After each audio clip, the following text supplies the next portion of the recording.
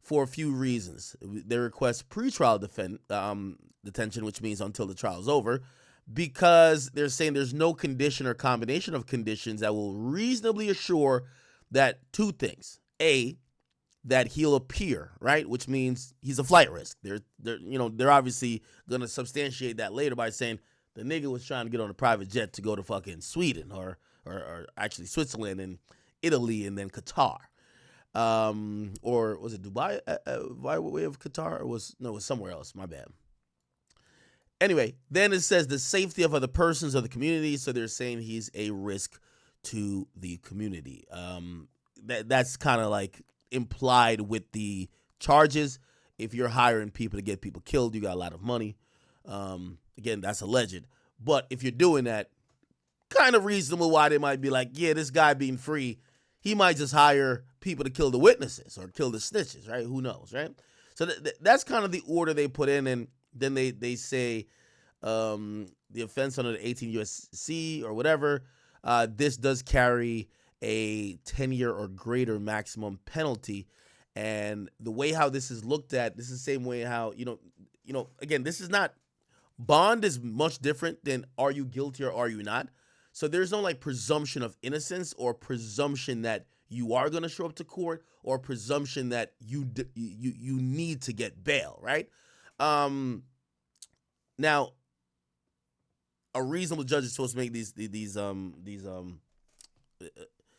make this decision. However, they usually say with crimes that are where you're facing 10 years or more, or ones that you're facing life, like you don't got no reason to show up to court, because if you blow trial, you're going to jail for life. So why the hell come to court? So with those, it doesn't say you can't get bail, but it kind of dissuades the government from giving you bail, or dissuades the judge from giving you bail, because you know what I mean, if you're facing life, right? And they use the same thing with Diddy, even though still they try to give you a reasonable understanding, because I mean there's a lot of charges that carry over 10 years, right? And then what else? They said the government's entitled to detention hearing if the case involves. So this is where they're going to do detention hearing because of this. A crime of violence, right? Obviously, murder for hire, which the crime of violence is over 10 years, which clearly is carrying life, or offense where the maximum sentence is life or death, which both include what this is. And they said, and that they believe there's a serious risk the defendant will flee. Okay, so they're gonna have a full hearing on that, and that is going to be what's happening with Durk. Now, interestingly enough, and the biggest irony of everything, as I was like reviewing all these documents and reviewing this case before I was about to get on here, I said, ain't this a trip? You have Lil Durk. Let's go back in the timeline of things, right? Lil Durk and NBA Youngboy basically have like a feud, right? And that feud is kind of multifaceted, but parts of it comes with allegedly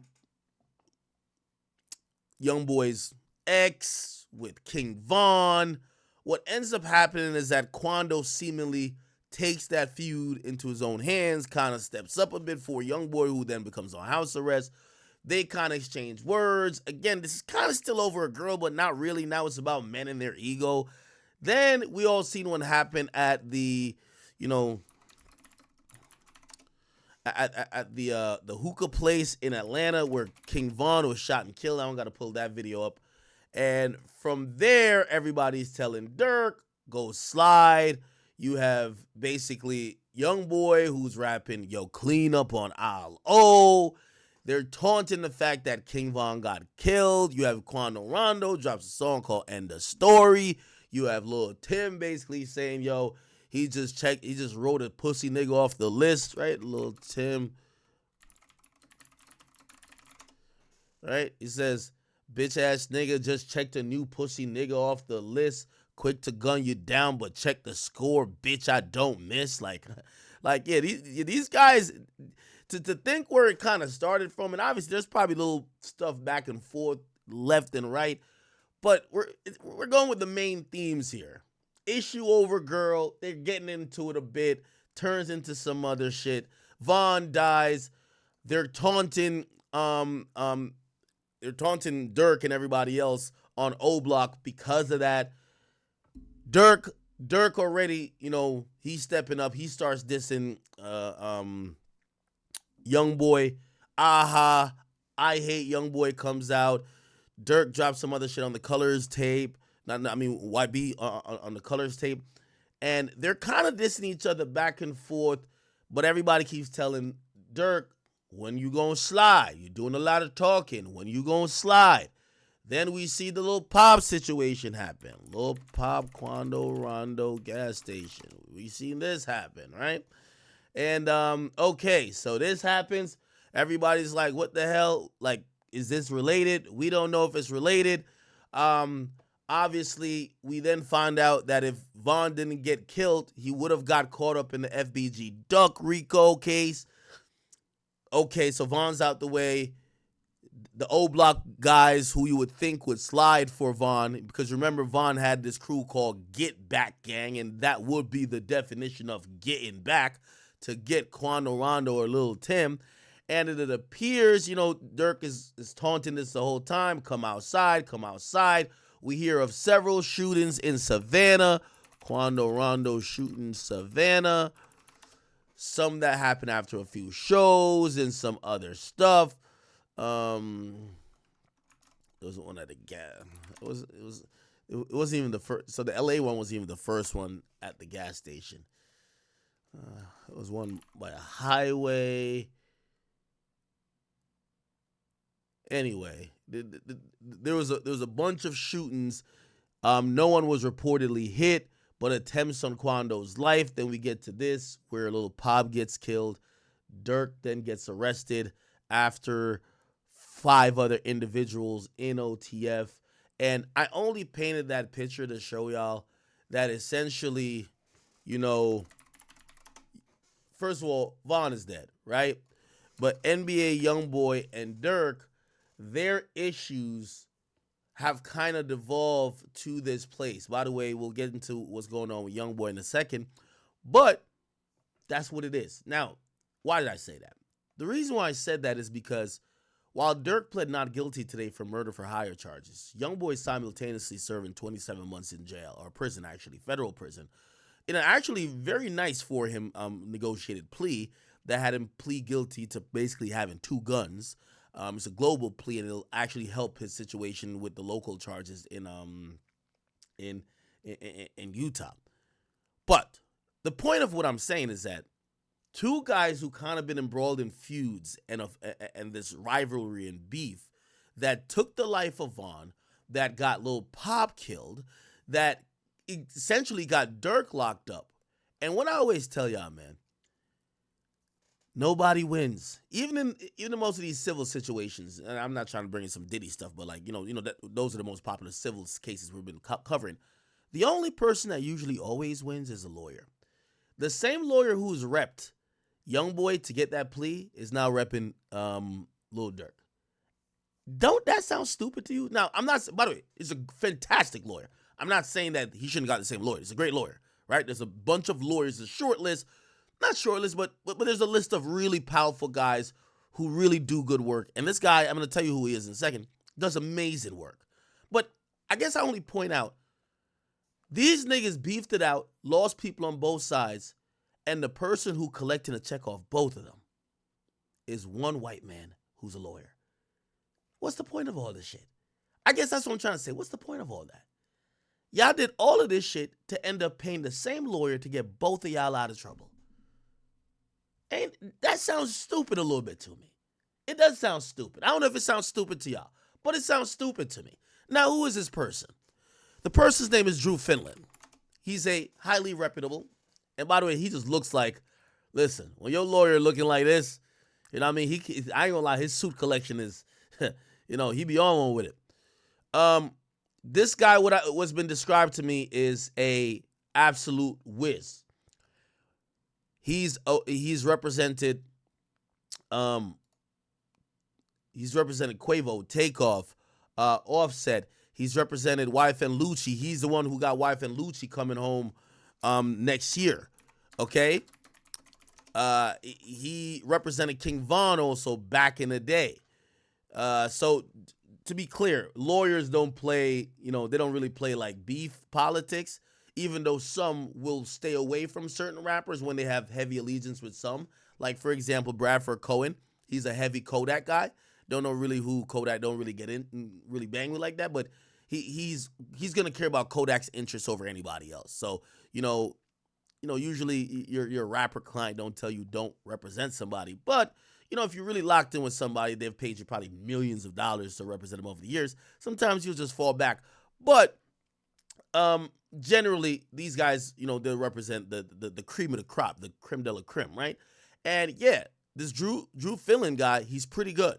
It's pretty good. Now, there is so two things I've heard about him, and I hope I'm not like speaking down his name. I'm just telling you what people who have worked or have heard about his work say. Number one, he's amazing. Number two, the reason, and I know some of y'all saying, why not Brian Steele? Well, Brian Steele just got out of a heavy, long case. He probably has other things not only on his schedule, but you want someone who can lock all the way in on you, right? This is why. Oh, and also, Drew Finland has a great reputation with pulling these rabbits out of the hat when it comes to the feds. Okay?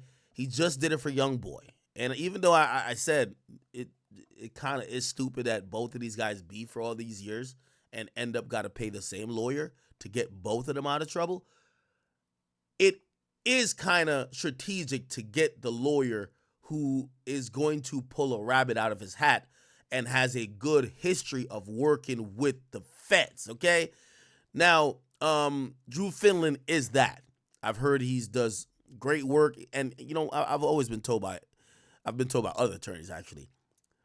Sometimes, your relationships and, the networking that a lot of these lawyers do grant them a lot of favor in the eyes of the court. Not that they're not great lawyers, but I'm going to give you an example, right? Young Thug, Brian Steele. So Young Thug and Brian Steele, right? We all know Young Thug got out on he basically got out on time served, but he's going to have 15 years on probation. And what's interesting, because remember the state was suggesting he get 45 years, he get everything taken in terms of forfeiture, but a very favorable plea happened for Thug, right? Now, that was a ballsy call to go in front of, the judge on a non-negotiated plea. The judge could have said anything. Why? And again, I'm not saying I know this as a fact, but let's just think outside the box. Why do you, even though Brian Steele said he was down to go to all the way, he said Young Thug was down to take the chance, but why do you think they might have a decent chance going into that situation? Look at this, chat. So the judge, Paige Whitaker, which, according to Atlanta, they say she got an N-word pass till Black History Month, so she could say nigga until February. But here's this interesting thing, right? Paige Whitaker, right? She's a judge.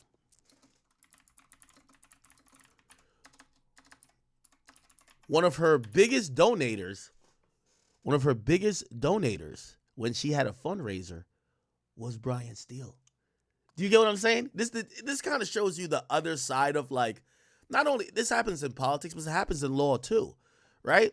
And by the way, she had disclosed this as well, right? And the only reason why she was allowed to stay on the case is that Brian Steele, there's an acceptable amount. He donated like $2,000. It wasn't like that much, right? Let me see if I can find it. Because at first they wanted. Here we go. Where is it? Paige Whitaker. I'm pretty sure it's Paige Whitaker. I want to make sure I'm right. No. Hold on. Is it this? Okay, here we go. Oh my God, they're hating like a motherfucker. All right. Okay, anyway. Brian Steele had sponsored a fundraiser. Like when you're sponsoring fundraisers for the judge, like come on, you think the judge gonna violate you, man?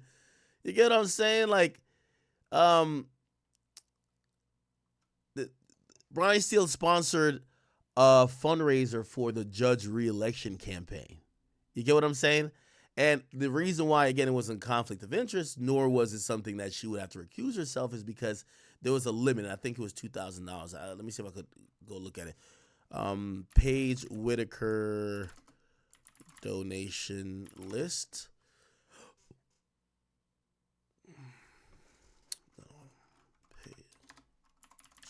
Donors. Yeah, okay, here we go.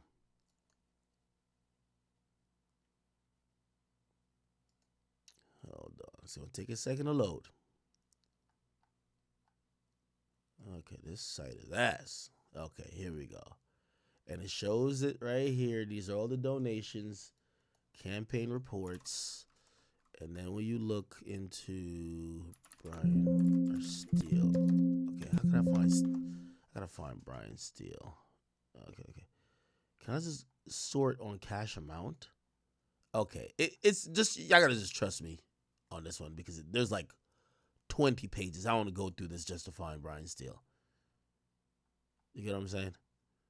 But anyway, the point of what I'm trying to say is that when your lawyer contributed to the election campaign of the judge, come on. You get what I'm saying, people? You get what I'm saying? So, see, somebody here was mad. They were like, yo, the defense attorney should not be the host of fundraisers for judges. And hey, listen, this is a lot of handshakes, and a lot of these deals get done on, as they usually say, the golf course. Yo, hey, this is my big client right here. This is Jeffrey. I need him. Yo, I know you usually go that hard. Hey, the other 3 cases I got with you, you could hit them niggas with the book. But I need Jeffrey. He's paying me millions. I told him I got to make magic work. You remember you owe me a favor. This is my one favor for the year. I need Jeffrey, right? So I'm not saying that exactly what happened, but that is kind of what does happen, right? Okay, cool. So anyway, Drew Finland is supposedly that. You know what I mean? He's a guy who's just kind of going to make some stuff happen. Obviously now when it comes to the feds, it's a much different system because there's so many different districts and circuits, and to work in and out of those courts you're not going to have the best relationship with everyone. But from what I hear, Drew Finland could make some shit shake, right? And what it's telling me is that, as would be expected, Durk's going to fight this, right? Like, there's probably not going to be a plea for him, right? Because the government is sticking fast on he's the leader of the organization. They might come to RICO. They're saying he did the murder for hire. He's the person who set it up. They can't give him no type of plea. They have to go for life, right? So they're looking for all or none. This isn't a situation like 6ix9ine, that even though 6ix9ine was the guy who was funding a lot of situations, was the loudest and most known person of 9 Trey, when they did the hierarchy list of the gang, they didn't put 6ix9ine at the top of the gang. 6ix9ine was an ancillary person that seemingly had more control than he should have due to his money. But, and luckily nobody died too. Somebody had died. Like if Chief Keef had died, yeah, 6ix9ine would have been clipped for life. But yeah. So anyway, so 3 lawyers actually filed paperwork today to represent Durk. One is the one that helped him out on some prior cases before, and that person is, let me find it. So we have, first of all, we have Marissa Goldberg and Drew Finland, right?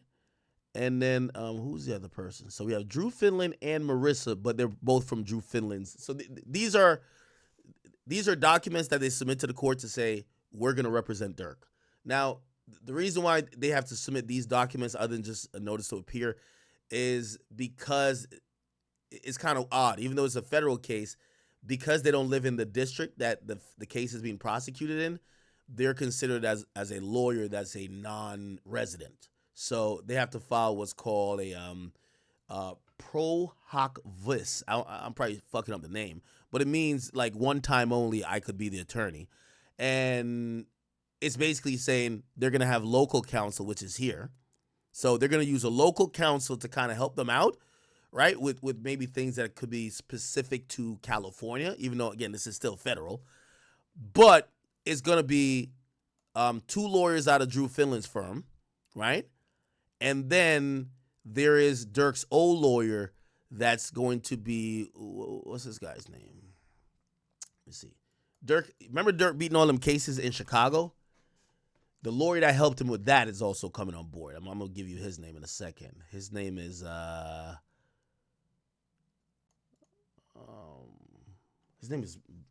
on.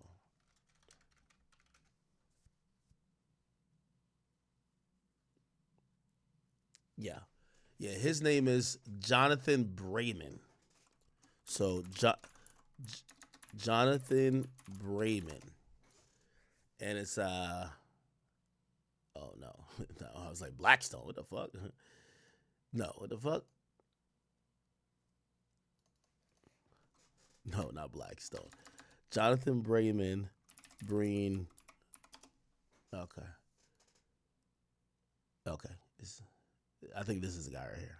So he's the one who helped Durk beat all them cases in Chicago, all of his like gun cases, and he even lists in here.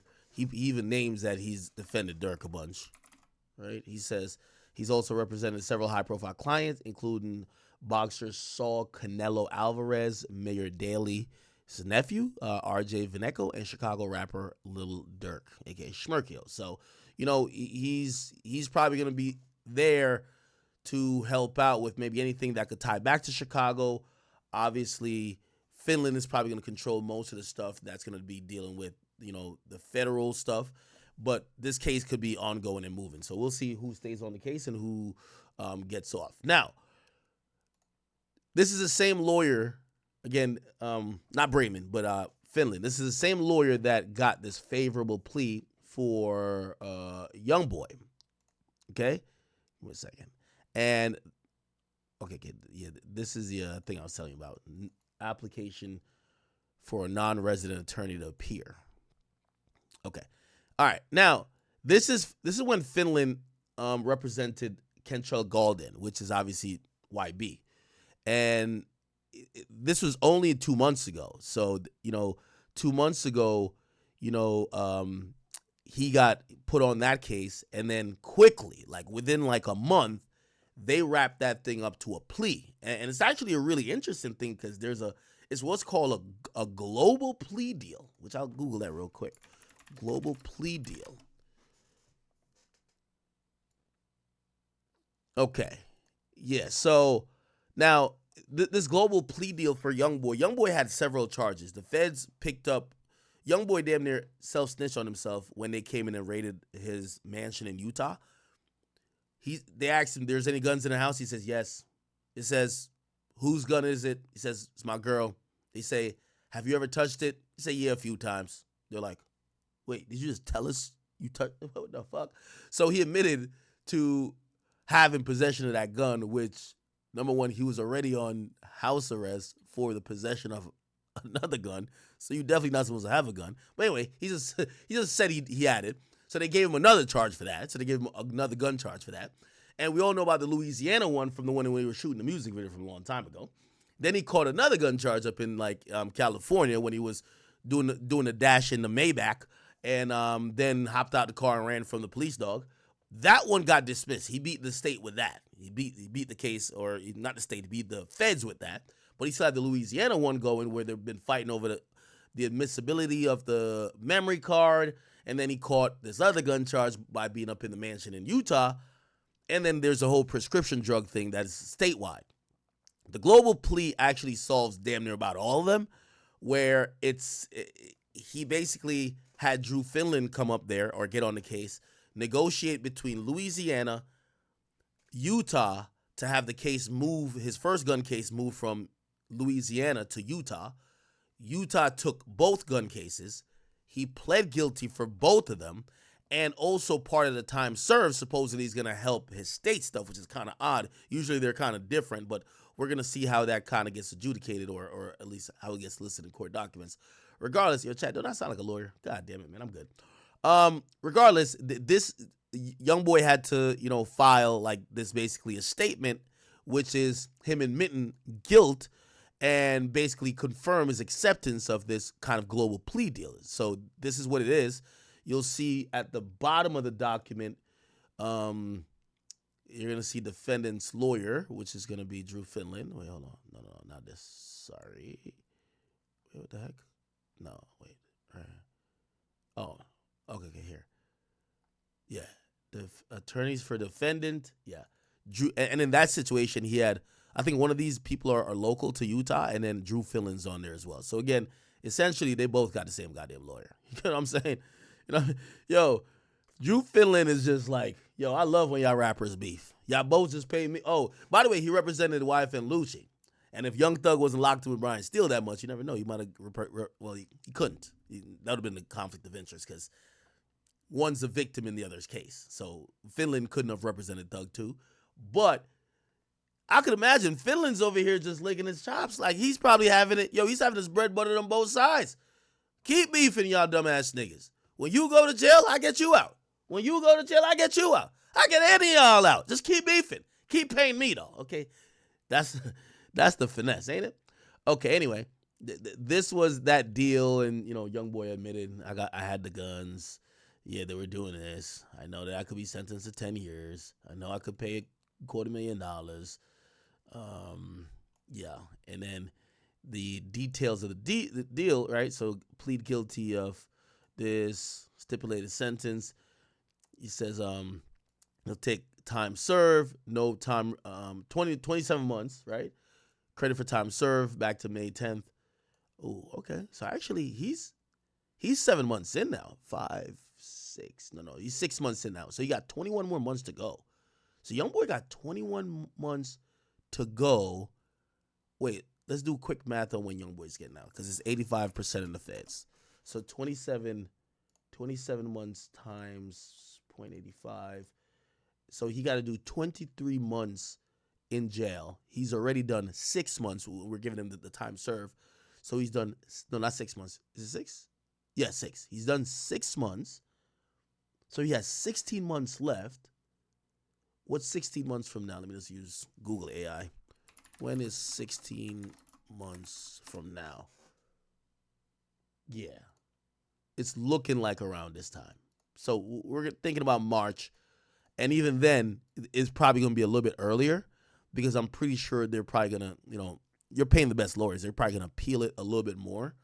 And I'm going to tell you why they're going to appeal it more. And I'll look through the appellate thing to see if they have.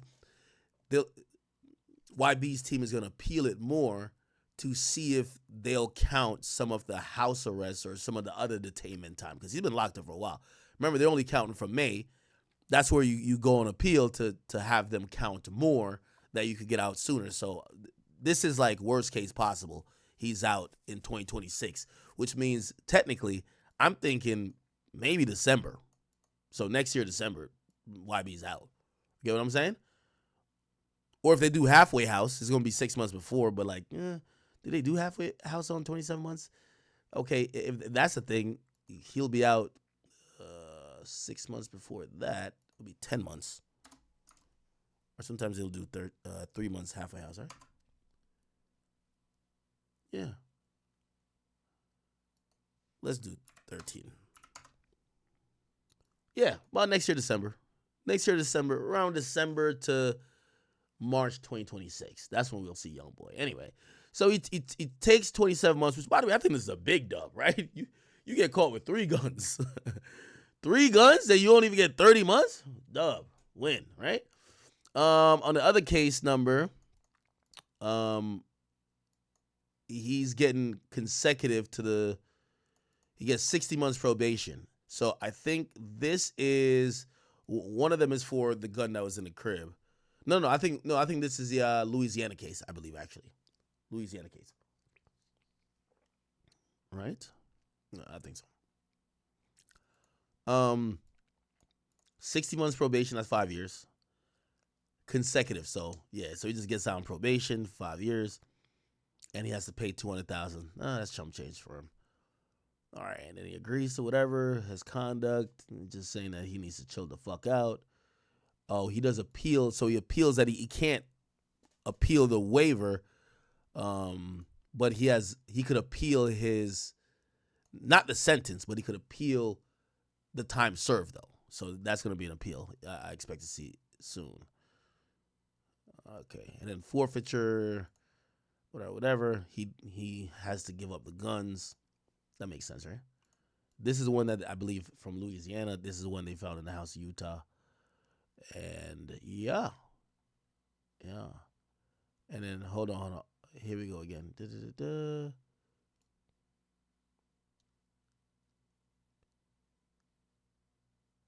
Okay. Now this is where Drew Finland is a fucking master. Like, this guy is good. Yo. So remember, think about the amount of cases and fuck shit that YB been on. Gun charge, Louisiana. Goes to LA, runs from the U.S. Marshals. They find him. So that's already eluding. That's usually a felony. They find him with the gun in the Maybach. Second gun charge. Goes to house arrest in Utah. They raid the house. He admits to having another gun. Three gun charges. They then hit him with damn near almost a state RICO for having a prescription drug ring, because he was having all of his side hoes and side people and I need them perks. Get me them shits. You get what I'm saying? Usually Fed and state are very separate. For example, I see some people say, I hope Trump frees Tory. The federal president, which is like a governor, which is state president. We're just using the term president as, top guy. Donald Trump can't pardon Tory. Like, that's a state case, right? Like, the feds prosecute federal shit. Like, the state deals with their state shit. Now, could you twist their arm a little bit? Of course. But, fed shit. And what I mean by saying that too, if you get two different situations where you have state time to do and fed time, sometimes they don't let you do it concurrently. Sometimes they say you got to go do your fed time, then your state time. Okay? They treat it very separately. However, in this plea, Finland gets in, and this is a federal paperwork. They get them to acknowledge that, this fed time is also going to count for state time. Brilliant. So the drug ring shit is actually taken care of, and you hear it here. I understand and agree that this plea is solely between me and the United States attorney for the District of Utah and does not bind any of the federal, state, or local prosecuting, administrative, regulatory authorities. However, it's a joint understanding of the parties that my outstanding state case will be resolved as follows. Look, this is a case with the drug ring shit. It will be dismissed after the sentencing, and they move the drug case, I think, to district court. So the feds just took the case from the state rather than having two different separated things. I will enter guilty, blah, blah, blah, and I will be sentenced to time served for the fine of this. And I ask, okay, all right. I'm 24. Wait, Youngboy only has an 8th grade education? Made it pretty far. Can't lie. Is how Ken Cho signs his name? I bet. Okay. Anyway, same lawyer. I guess I did all that to say same lawyer, right? I do think that Durk has a fighting shot here. Obviously, also, that's another thing they say about Finland. Finland's the plea guy. Him and Sado. Like, they going to get you a nice-ass plea. I don't think, this is obviously not a plea situation, right? So, he's going to have to fight it, but he could probably try to make some magic work for Durk. We'll see. We will see. We did get an update, and apparently this is a new picture. So OTF Didi's is supposedly currently, well, not supposedly, he's locked up, and apparently look like he's having a good old time. He ain't that bothered, This is the first image of OTF Didi that we have gotten, and looks like, shit, he might be locked up, but you ain't breaking his spirits, He He's like, fuck them other niggas, right? I get it. I get it, man. I get it. Yo, what's good to y'all? What's good with y'all? All right. So yeah, that's OTFDD. But yeah, interesting. You know, I just found it mad interesting that. And by the way, he's been held at MDC Los Angeles. MDC Los Angeles. This is where Durk is going to be spending his time for the next few years. Okay. Let me see. Let's look at it from the outside. Ooh, ugly looking ass building, eh? Damn. So this is FDC Los Angeles, and Durk is somewhere here. I'll try to see if I can find out what's the conditions that he's. You know, we obviously know Diddy's in like a special wing. They got extra cameras on him. Niggas is fighting to make his bed. We'll see what Durk and Schmerkio got going on. Matter of fact, let me look it up. MDC Los Angeles menu. Let's look at the food menu. Let's see what Schmerkio. Schmerkio is a Muslim, right?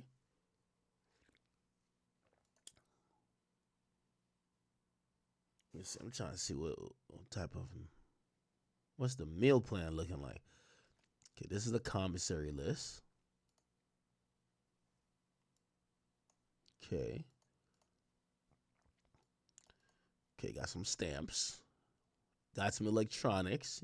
Ooh, Skull Candy headphones? Oh, that's fire. The JVC Sport headphones? That's fire. I like those. Ooh, you could get a little watch? A Timex Iron Man watch? Well, you could buy a watch in jail? I didn't even know. Fire. It's kind of fire. I'm rocking with that. Get 4 batteries, you know what I mean? Could use them batteries, you know? Cook some food. I don't know what the fuck. I see niggas in jail do some amazing shit, man. Some real amazing shit. So, AA batteries, they're going to do something. Oh, here are the shoes. Let me see the drip. Let's see the drip. You know, Schmerkio got to make sure the drip fire. Got the Reeboks Classics. What? The Nike Fly. Nah, maybe that's the Nike Air Precision 2. I don't know how these shits look. Let me Google it. Are these fire? Uh-oh. Make a little swagged out in there. Make a little swagged out. Nah, I mean, ain't no Balenciagas done, but make it work. Ooh, got the shower shoes. Ooh, the Reebok sandals. You know Schmerkio gonna have the Reebok sandals up in there. The Reebok shower sandals. Ooh. All right, here's the meats. Mackerel fillet. I wonder if this is like you just order to yourself. Like room service or cell service. I don't know. Tuna. I don't like tuna. I don't eat nothing that live on the water. Anything that live on the water, I don't eat it. Pink salmon. Smoked baby clams. Chicken pouch. What the hell is that? Chicken pouch? What's that? Shredded beef pouch. Turkey sticks. Beef sausage. Halal. What does that mean?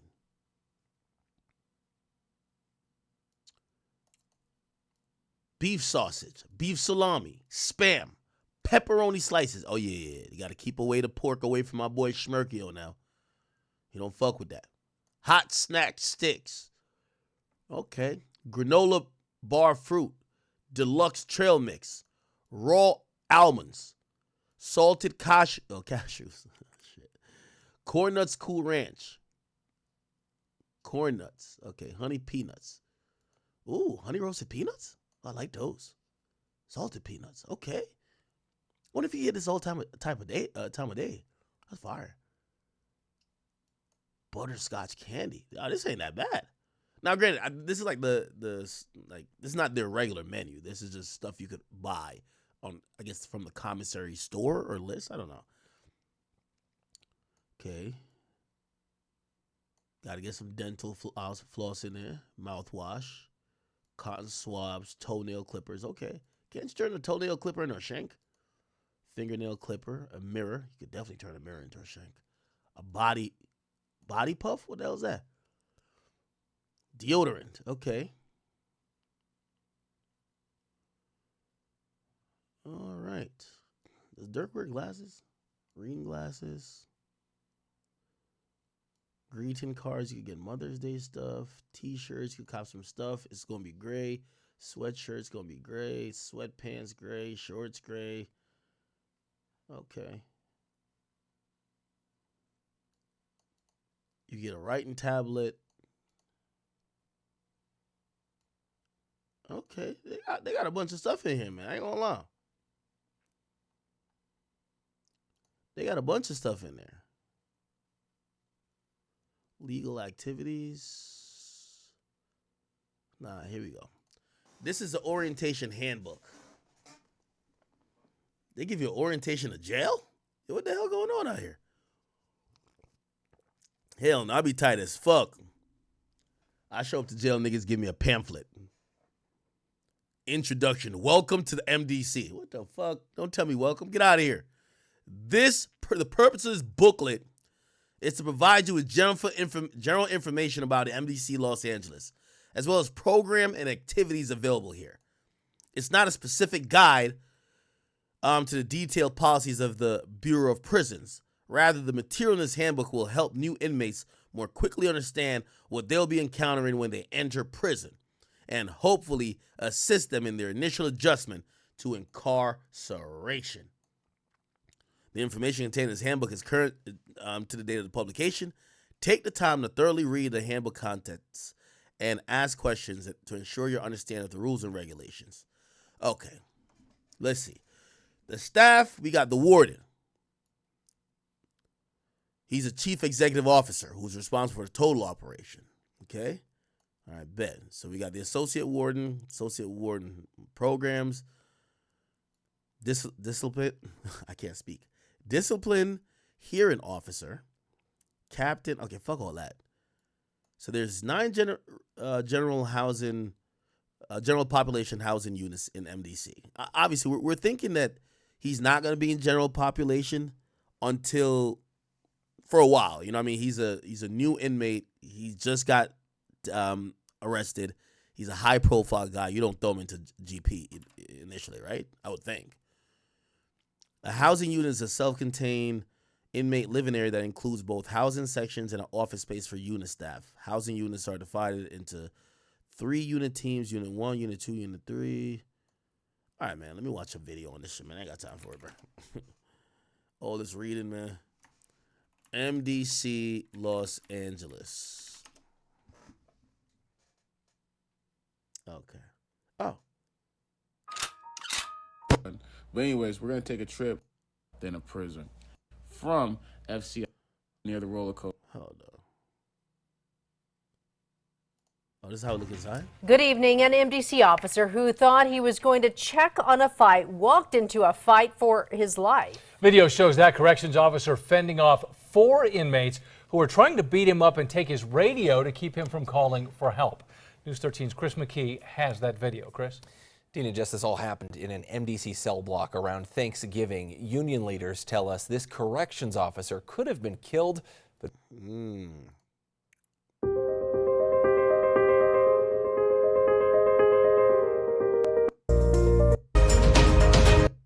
Why the hell they got these type of pictures of the niggas in jail? Hell nah. Do they force you to cut your like hair in jail and shit or nah? I hope they don't put it in. Oh, this is Pelican Bay. What the fuck?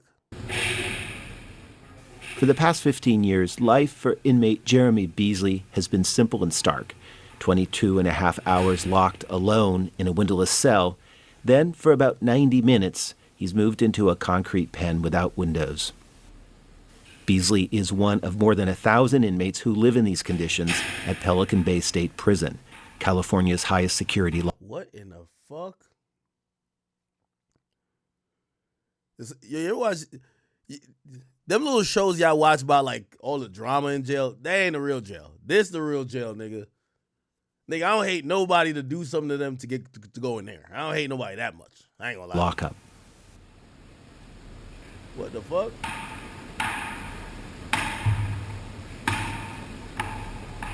Yo, know the craziest part? They said this is his outside time.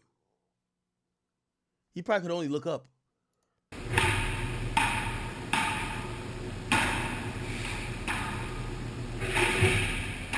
You get bored of it real quick. I believe that, you know, certain people should be isolated. I believe. Nah, this is crazy.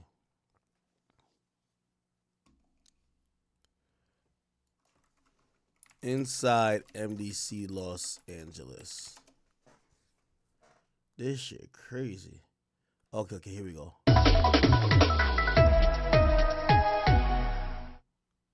Often hear us tell you about prisoners being put into segregation at the Bernalillo County Jail, but we've never gotten to see what that looks like until tonight. Action 7 News reporter Regina Reese takes us on an exclusive tour and shows us where a man accused of shooting a cop is being held.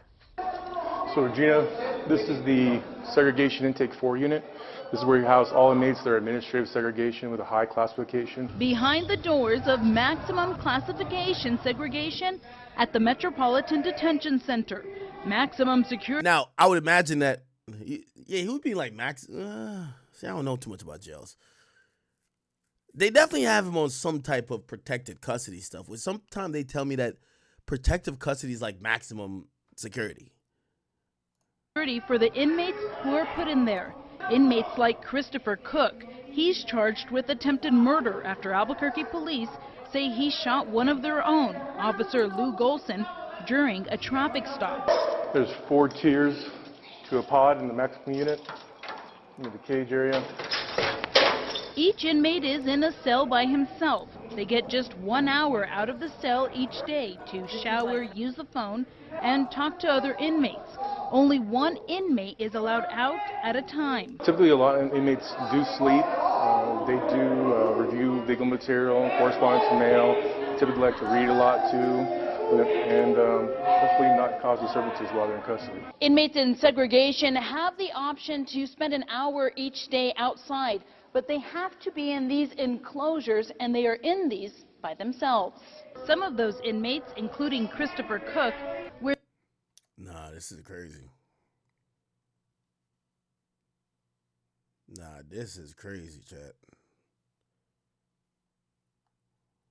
All right.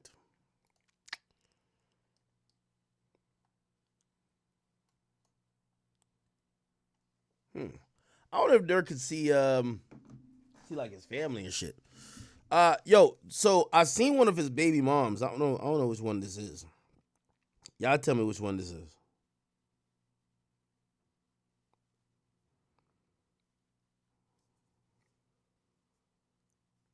Hold on. Which one of Durk baby moms is this?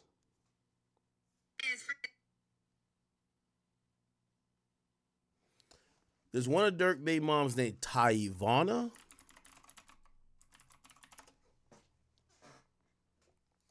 It's posting. Give me a second. Let me load up the YouTube chat while I'm doing that.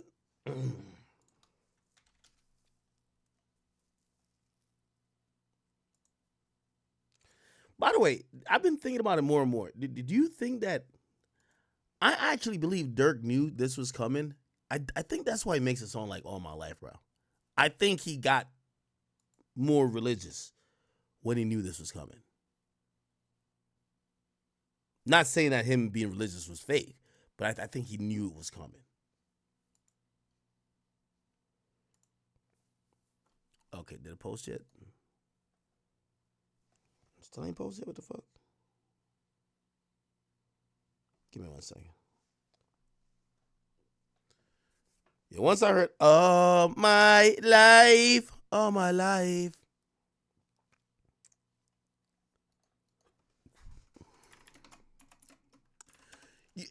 have a whole theory to this whole thing, right? So, welcome to another episode of. I remember Durk like basically telling me, he said, "Ak, I wanted to do this interview with you. This is the last time I'm gonna ever speak about any of this shit." But there was an air to him kind of almost saying, yo, I'm closing this chapter for once and for all. I'm closing it. I'm closing this chapter, right? But he was already starting to transition, right? Like, he was, definitely heavy into his faith and everything else. But I think this interview now, I look at it differently because I remember him saying to me, he said, and I know some people were like, yo, They probably thought I was just asking random shit. No, Durk told me, he said, Act, you know what the people want you to ask me? Ask me. This is the last time I'm ever talking about this shit. And I mean, I guess Sad to say, Lil Durk has been booked, man. It's gonna be a lot of videos coming out about Lil Durk, man. This is honestly sad, bro. I'm gonna keep it a being. Like, this is actually sad, like genuinely sad. Lil Durk literally had such a, I don't want to say such a promising career because he still has his career right now. He has his album coming out in a month. Like Lil Durk has so much positive going for him. Like, this case for him is how I see if King Von was still alive for the FBG Duck case. Like, he would have got booked the same way. And they're gonna pin everything on Durk. There's already snitches, like what Rex said. There's a murder involved, murder for hire. They're probably gonna come with a RICO case after. This is not state charges. This is federal charges too. So it's very, very, very much different. Man, I can't really say what I want to say because, YouTube is very weird, but seeing Dirk changed his religion recently, they said it's good to be that specific religion while in jail, which I agree. You see a lot of, you feel me, people, that religion, you feel me? It's like they're like a group in jail and they stay together, which is good. But man, going from being a 8, probably 9-figure man, private jets, mansions, to a cell, man, that must do something to you mentally that you can't even fathom, bro. And Lil Durk, honestly, he's like, rap wise, he's like up there. Like, he's the 21 Savages, whichever tier is the Lil Babies, 21 Savage. You put Lil Durk right in that tier. Like, the tier right under the Kendricks, J. Cole's, Drake's, them. He's literally the tier right below them. And, it's sad. Lil Durk's been in the game for so long, man. You told him about Slide for Von. He allegedly really did slide for Von. Now he's in this situation. All we could do is pray and hope for the best. You know, I'm considering myself a realist, and I'm looking at the situation. There's snitches, like all the evidence, like OTF cards for everything, and bro, like Lil Durk is ahead of all of this. Like, I really just hope he doesn't. If Lil Durk gets life in prison, I know his heart's gonna drop. And how Lil Durk says that he hates snitches, how much he prides himself on hating snitches. Like, I always wonder to myself, if it's someone in Lil Durk's position, if it's either life in prison or you snitch and you get 5 to 10 years, are you snitching?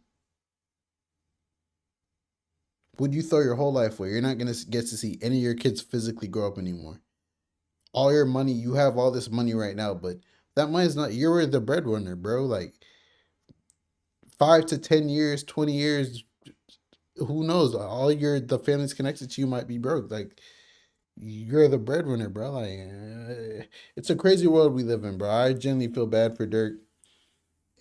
But man, it's hard to even feel bad for Durk because then you'd have to feel bad for Quando. And the whole situation is just sad because it's all this literally started from King Von and Jania, bro. King Von, Asian Doll, Jania, like, it's just woman, bro. Woman caused this whole thing to happen. It was a chain reaction, and now we're here. But it's your boy Big Egg News. Make sure you like, comment, subscribe, and please, please, please, please, please don't, like, woman holds so much power, bro. Like, it's so crazy. And I'm out.